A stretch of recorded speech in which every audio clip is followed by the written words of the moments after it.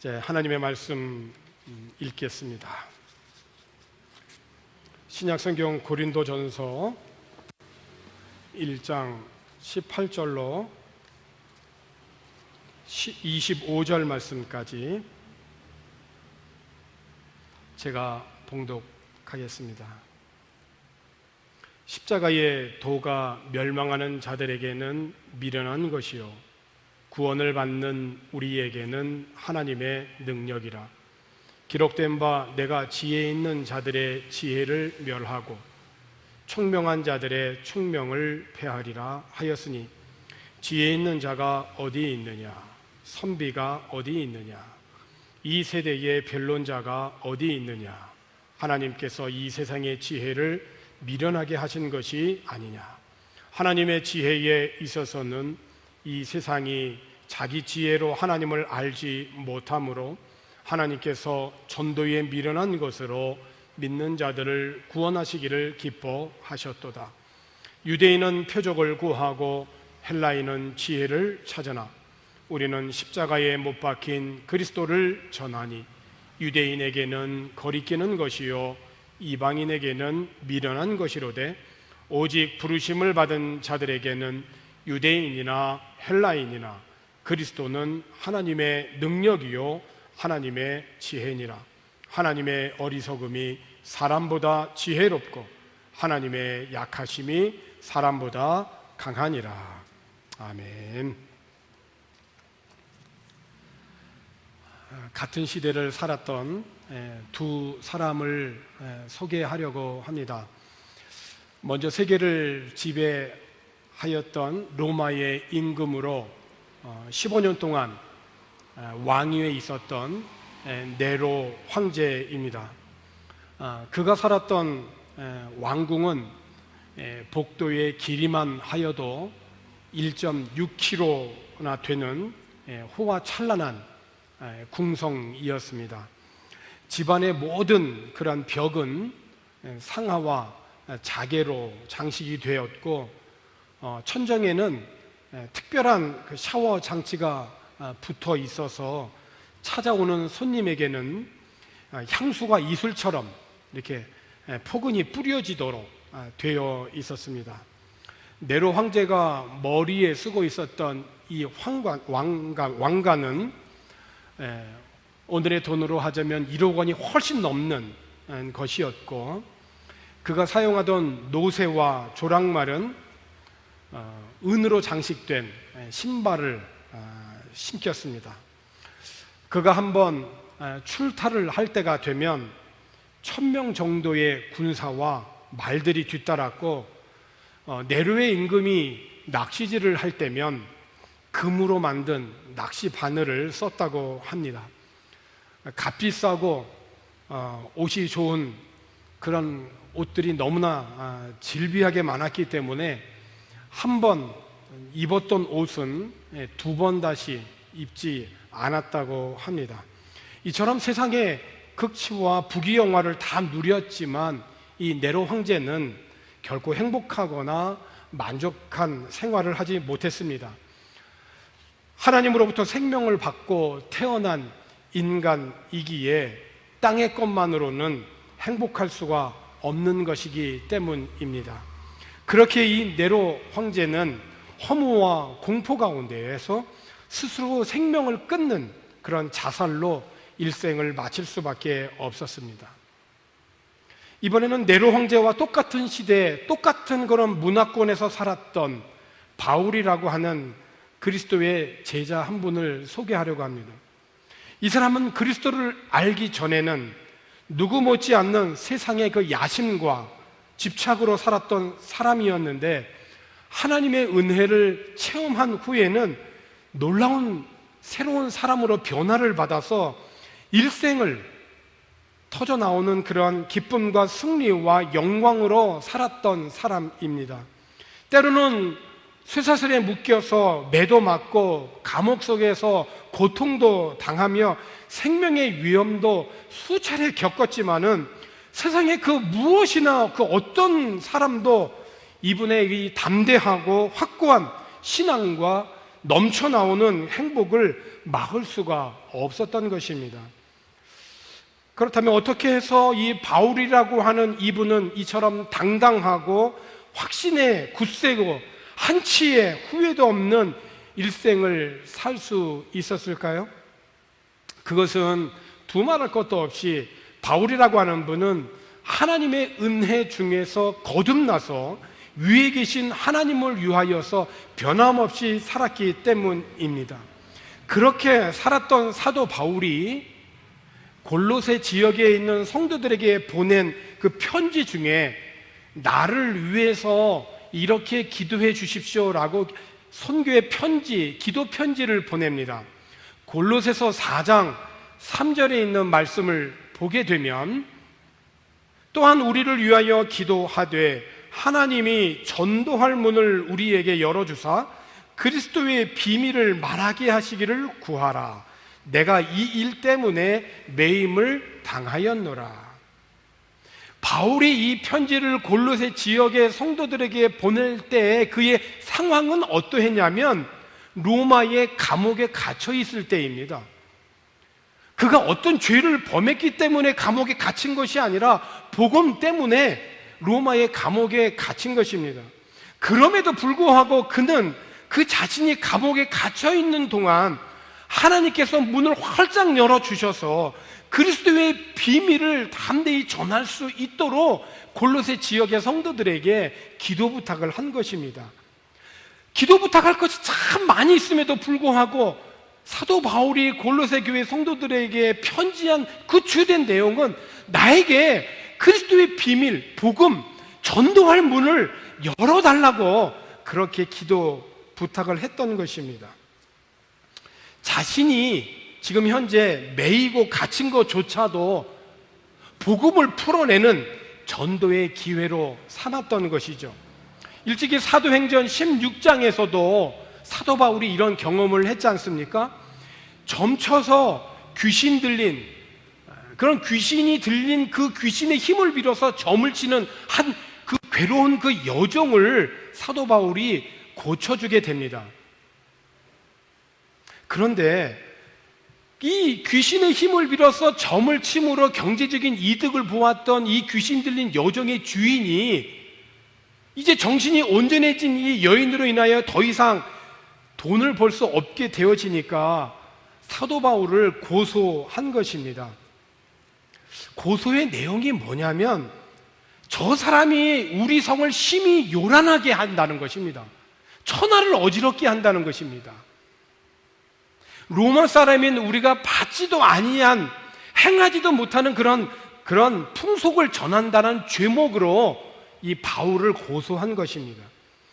귀신에 사로잡힌 이 여인을 고쳐주었지만 죄목은 오히려 천하를 어지럽게 한다라고 하는 제목을 뒤집어 씌워서 감옥에 가둔 것이죠. 성을 요란케 한 죄로 갇혔던 이 바울은 그날 옷이 찢기고 그리고 벗기고 매를 많이 맞고 깊은 옥에 갇히게 되죠. 발도 자유롭지 못하도록 착고에 든든히 채워지고요. 그런 바울이었지만 한밤중에 그는 기도하고 하나님을 찬송합니다. 그런데 말이죠, 기도하고 찬송할 때 그 옆에 있던 죄수들이 다 들었지 않습니까? 그날 사도 바울이 얼마나 매를 많이 맞고 옷이 찢기고 그리고 발에 착고가 차이는 이 불편한 상황 가운데서 찬송하고 기도하는 이 바울을 보았을 겁니다. 삶으로 내가 믿는 하나님이 어떤 분이신가를 이 바울은 깊은 감옥이지만 주변에 있는 죄수들에게 전했던 거죠. 그런데 말이죠, 기도하고 찬송을 할 때 갑자기 큰 지진이 나서 옥토가 움직이고 문이 다 열리고 죄수들의 이 묶여있던 착고가 다 풀려지는 그러한 신기한 일이 벌어났던 것입니다. 간수가 자다가 놀래가지고 이게 무슨 일인가 싶어서 죄수들이 다 도망간 줄 알고 스스로 칼을 빼어 자결하려고 하였을 때에 바울이 큰 소리로 외치지 않습니까? 내 몸을 상하게 하지 말라고, 우리가 다 여기에 있다고. 놀란 간수가 등불을 켜고 뛰어 들어가서 무서워 떨면서 바울 앞에 엎드리죠. 그리고 뭐라고 합니까? 선생들이여, 내가 어떻게 하여야 구원을 얻을 수 있으리이까? 내가 어떻게 하여야 구원을 받으리이까? 바울의 대답은 뭡니까? 주 예수를 믿으라. 그리하면 너와 내 집이 구원을 받으리라는 거예요. 그리고 그날 밤 간수를 비롯한 그 간수의 가족들에게 주님의 말씀을 전합니다. 그리고 그 가족들에게 세례를 베풀어요. 그리고 그 세례로 인하고 주님의 말씀으로 인하여 그 가정에 놀라운 하나님의 은혜와 기쁨이 충만했다라고 그래요. 그렇습니다.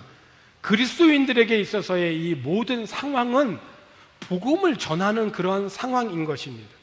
그리스도인들의 생업의 현장은 무엇을 하든지 복음을, 하나님의 말씀을 말과 삶으로, 행동으로 전하는 생업의 현장이 되어야 할 것입니다. 오늘 본문에서 바울이 힘있게 전합니다. 18절에 있는 그런 말씀에서 십자가의 이 도가 멸망하는 자들에게는 미련한 것이요 구원을 받는 우리들에게는 하나님의 능력이라고 했어요. 구원을 위하여서 이 땅에 오신 그런 예수님이 십자가에서 하나님과 우리 사이에 화목제물이 되어셔서 죽으심으로 죄인이었던 우리들이 하나님 앞에 나아갈 수 있는 이 구원의 은총을 허락하여 주신 이 십자가의 도, 십자가를 통하여서 보여주신 하나님의 사랑, 십자가를 통하여서 보여주신 하나님의 마음, 십자가를 통해서 보여주신 하나님의 이 구원의 이 놀라운 대속의 은혜를 통하여서 죄인된 우리들이 구원받을 수 있게 되었고 하나님 앞에 나아갈 수 있게 하셨다는 거예요. 죄인된 우리 사이에서도 그리스도께서 십자가에서 죽으심으로 우리를 화해시키셨다는 거예요. 십자가는 그래서 우리로 하여금 서로 껴안게 한 것입니다. 적대 행위를 끝내도록 하신 거예요. 그분을 통하여서 성령을 받고 동등한 그런 자격으로 하나님 앞에 나아갈 수 있게 한 거죠. 그렇습니다. 십자가에 달리신 그리스도를 가리키는 메시지가 멸망하기로 굳게 결심한 자들에게는 어리석은 것처럼 보이겠지만 구원의 길에 들어선 사람들에게는 하나님의 능력이라는 것이, 이 하나님의 능력이 우리를 하나님의 백성으로 변화시켜 간다는 것이죠. 예수님께서 십자가에 달려 돌아가실 때 그 십자가 아래에서는 종교 지도자들을 비롯한 특별히 로마의 병사들이 다가와서 예수를 조롱하고 비웃었습니다. 신포도주로 예수님께 건배를 제안하면서 유대인의 왕이여 너나 구원해 보아라고 할 때에 함께 달린 죄수 가운데 있는 행악자 강도 한 사람도 예수를 저주했습니다. 너는 대단한 메시아가 아니냐? 너를 구원해 보아라. 그리고 우리를 구원해 보아라. 라고 그렇게 예수를 조롱하였죠. 그때 다른 행악자인 강도 한 사람이 그의 말을 막았지 않습니까? 너는 하나님이 두렵지도 않느냐? 우리야 처벌을 받는 것이 마땅하지만은 이분은 그렇지가 않다. 이분은 이런 처벌을 받을 만한 일을 하신 적이 없다라고 하면서 예수를 향하여 말을 하죠. 예수님, 당신의 나라에 임하실 때에, 당신의 나라에 들어가실 때에 나를 좀 기억해 주십시오. 그때 예수님께서 말씀하시죠. 걱정하지 마라. 내가 그렇게 하겠다고. 오늘 내가 나와 함께 낙원에 있을 것이라고. 그렇습니다. 십자가의 이 도가, 십자가에서 이루신 하나님의 사랑, 하나님의 구원의 방법이 멸망하는 자들에게는 수치고 어리석은 것처럼 보이지만 구원에 들어선 우리들에게 있어서는 하나님의 힘인 것입니다. 우리 주님께서는 마지막 고난의 십자가 위에서도 영혼들을 위하여서 기도하셨고, 그리고 마지막 고난의 십자가에서도 영혼을 구원하셨다는 것입니다. 누가복음 19장에서 예수님은 구원받은 삭개오와 그의 가정에서 이렇게 선포하셨잖아요. 누가복음 19장 10절 말씀에 인자가 온 것은, 예수님이 스스로 본인을 가리킬 때 인자라고 말씀하시죠. 인자가 온 것은 잃어버린 자를 찾아 구원하려 하심이라. 주님이 이 땅에 오신 분명한 목적이에요. 마가복음 2장 17절에 있는 말씀에서도 예수께서 들으시고 그들에게 이르시되 건강한 자에게는 의사가 쓸데없고 병든 자에게라야 쓸데있느니라. 나는 의인을 부르러 온 것이 아니라 죄인을 부르러 왔노라 말씀하셨어요. 그렇습니다. 우리 주님이 이 땅에 오신 이유는 죄로 말미암아 육체적으로 그리고 정신적으로 영적으로 신음하며 고통하고 있는 자들을 구원하여 주시기 위하여 오신 것입니다. 그리고 십자가에서 이 구원의 길을 보이시고 죽으셨지만은 사흘 만에 다시 살아나심으로 죄의 결과인 죽음을 이기시고 영원한 생명을 우리에게 주신 것입니다.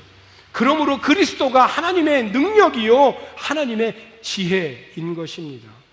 오늘 본문 24절에 오직 하나님을 부르심을 받은 자들에게는 유대인이나 헬라인이나 그리스도는 하나님의 능력이요 하나님의 지혜니라. 할렐루야. 이 하나님의 능력과 지혜인 예수 그리스도를 나의 주인으로 삼고 그 주권 아래 살면서 다른 사람들에게도 이 하나님의 사랑을 전하는 그런 하나님의 백성들이 되어야 할 것입니다. 요한복음 6장에 보면 보리떡 5개와 물고기 2마리를 갖고 5,000명을 먹인 기적이 나오죠. 큰 무리들이 예수님께로 와 있는 것을 보시고 예수님이 빌립에게 물으십니다. 우리가 어디에서 빵을 사서 이 사람들을 먹일 수 있겠느냐고. 이렇게 말씀하시는 것은 빌립의 믿음을 자라게 하시기 위해서입니다. 오늘 우리들의 삶에 있어서 무엇인가 조금 부족하게 될 때 그 상황은 우리의 믿음을 자라게 하시려는 하나님의 테스트가 있는 것이에요. 빌립이 대답을 합니다. 각 사람에게 빵 한 조각이라도 돌아가게 하려면 은화가 200개는 있어야 될 것입니다. 그것도 아마 모자랄 것 같습니다. 라고 대답을 하죠. 그런데 말이죠, 이런 예수님과 빌립의 그런 대화가 진행되는 동안에 예수님의 제자인 이 안드레라고 하는 이 제자는 그 동안에 한 아이가 갖고 있던 보리빵 5개와 물고기 2마리를 가지고 예수님에게 갖고 와서 예수님에게 드리면서 이렇게 말을 합니다. 이 많은 사람들을 먹이기에는 턱없이 부족한 양입니다. 그런데 예수님께서는 이 어린아이의 이 작은 도시락을 받아 드시고 감사기도 하시면서 이 도시락을 통하여 제자들을 통해서 음식을 나눠주었는데 놀랍게도 부스러기만 해도 12광주리가 남았고 건장한 그 남자들만 세웠어도 5,000명은 먹고도 남은 기적을 경험했던 것입니다. 우리가 여기서 특별히 주목하게 되어질 것은 안드레의 행동이죠. 한 아이의 도시락을 주님께 전해드린 그 안드레를 통하여서 나는 할 수 없지만 나의 주님 앞에 이것을 드립니다라고 하는 그러한 믿음인 것이에요. 지극히 적은 믿음이었지만 주님은 그것을 받아주시고 그것을 통하여서 많은 영혼들을 살리셨던 것입니다. 한 아이를 설득하고 그 아이가 그날 먹어야 될 그 양식 아닙니까? 그 양식을 예수님에게 가져가기 위해서 이 안드레는 이 아이를 설득했어야 할 거예요. 설득하고 그리고 그 도시락을 예수님께 전해 주었던 안드레예요. 이전에도 안드레는 예수님을 만나고 나서 그의 형제인 베드로를 찾아갑니다. 제일 먼저 베드로를 찾아가요. 그리고 베드로에게 그렇게 말을 하죠. 우리가 메시아를 만났다. 그리고 베드로를 예수님께로 데리고 옵니다.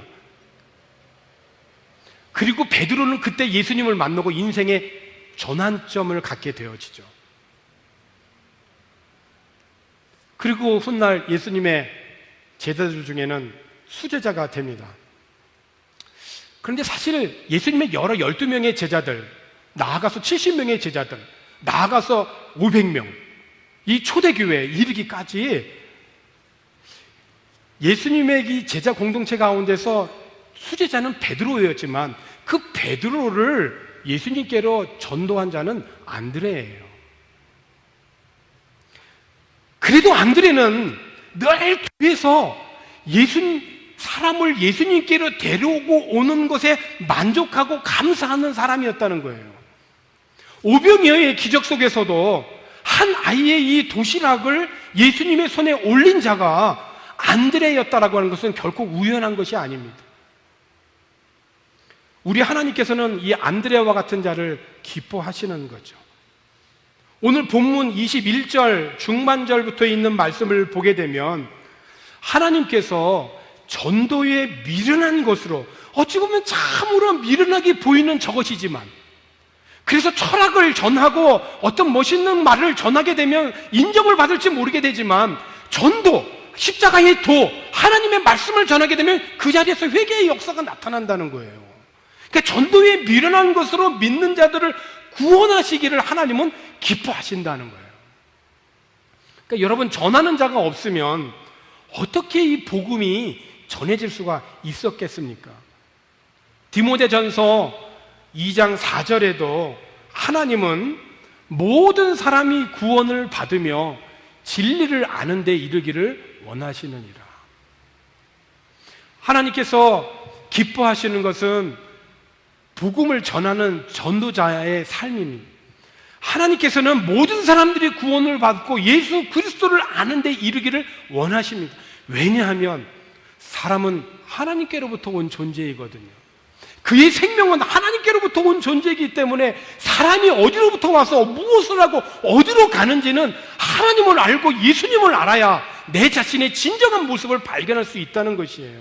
그러므로 하나님께서는 모든 사람들이 다 이 죄 가운데에서 구원을 받고 진리, 예수 그리스도를 아는 데 이르기를 원하신다는 거예요. 그 진리를 전하는 자들을 가장 하나님은 기뻐하신다라고 말씀하셨어요.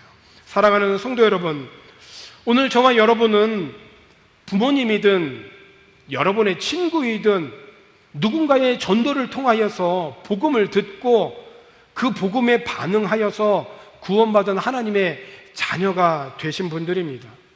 이제 그 구원의 은혜를 흘려보내는 통로가 되어야겠습니다.